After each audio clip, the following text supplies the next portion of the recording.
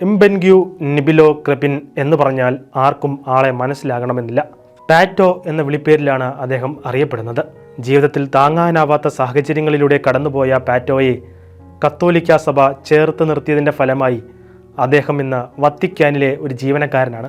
July 10 Francis പാപ്പായുടെ നിർദ്ദേശപ്രകാരമായിരുന്നു പാറ്റോയെ Vatican മ്യൂസിയത്തിലെ security ഗാർഡായി നിയമിക്കുന്നത്. 1 വർഷം മുമ്പാണ് ജീവിത സാഹചര്യം മെച്ചപ്പെടുത്തുന്നതിനായി ജന്മദേശമായ കാമറൂൺ വിട്ട് പാറ്റോയും കുടുംബവും ടുണീഷ്യയിലേക്ക് എത്തുന്നത്.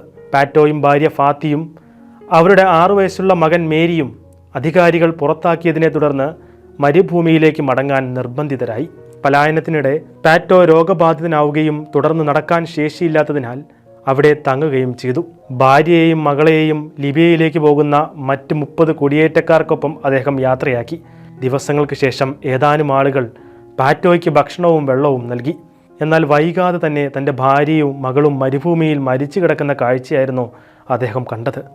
ഈ ദുഃഖത്തിൽ നിന്നും കരകയറാൻ പാറ്റോയ്ക്ക് വളരെയധികം സമയം വേണ്ടി വന്നു. അതിനിടയിലാണ് മെഡിറ്ററേനിയ സേവിംഗ് ഹ്യൂമൻസ് പ്ലാറ്റ്ഫോമിൻ്റെ സഹായത്തോടെ അദ്ദേഹം വത്തിക്കാനിലെത്തുകയും പാപ്പായുമായി കൂടിക്കാഴ്ചയ്ക്ക് അവസരമൊരുങ്ങുകയും ചെയ്തത്. ആ കൂടിക്കാഴ്ചയിൽ പാപ്പ അദ്ദേഹത്തോടുള്ള അടുപ്പം കാണിക്കുകയും ഉയർന്ന താപനിലയും വെള്ളത്തിൻ്റെ അഭാവവും മൂലം മരണമടഞ്ഞ പാറ്റോയുടെ കുടുംബത്തിനായി താൻ വളരെയധികം പ്രാർത്ഥിക്കുന്നുവെന്ന് ഉറപ്പു നൽകുകയും ചെയ്തു.